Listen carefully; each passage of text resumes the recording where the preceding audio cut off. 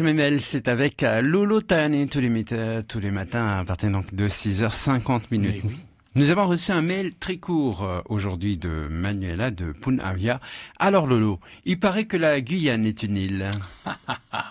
Une pensée d'abord pour nos compatriotes guyanais plongés dans une profonde crise sociale qui parvient enfin à se faire entendre au plan national. On entend leur colère, on entend leur courroux. C'est normal, c'est la Guyane, leur courroux. L'occasion de faire un focus sur ce coin de France ultramarin parce qu'au-delà des mers et des océans, mais ce n'est pas pour autant que tous les territoires outre-mer sont des îles. Grosse boulette donc d'un candidat à l'Élysée ce week-end qui lui vaut évidemment d'être instantanément la risée d'Internet. Et non, loupé, il n'a même pas tenté le vote du public ou l'appel à un ami. La Guyane, c'est une région d'Amérique du Sud, la Guyane française, coincée entre le Suriname et un pays dont ce candidat doit avoir entendu parler, le Brésil, dont la capitale n'est pas Copenhague et dont le sport national n'est pas le curling. En même temps, s'il avait eu recours à l'appel à un ami et qu'il était tombé sur Manuel Valls, ça ne l'aurait pas forcément aidé. Rappelez-vous, en juin 2015, Manuel Valls déclarait à nos collègues de Réunion Première, la Réunion, c'est le premier département, c'est la première région d'outre-mer, c'est 800 000 habitants. C'est une place majeure dans le Pacifique.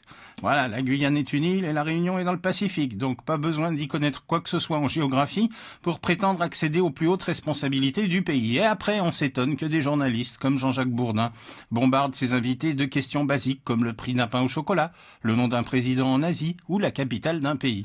Alors les plus indulgents diront que l'erreur est humaine, les plus sévères que c'est honteux. Il doit bien encore y avoir des élus qui doivent placer Tahiti dans les Caraïbes et qui doivent penser que notre capitale, c'est Port-au-Prince.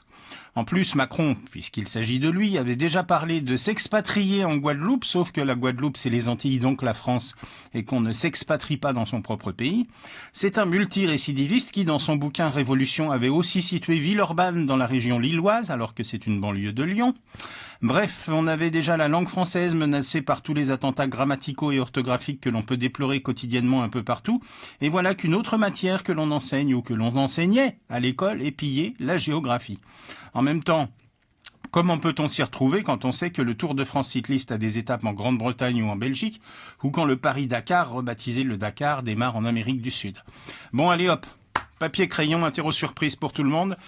Et le premier qui dit que l'Île-de-France est entourée d'eau est éliminé. Merci beaucoup Lolo, c'était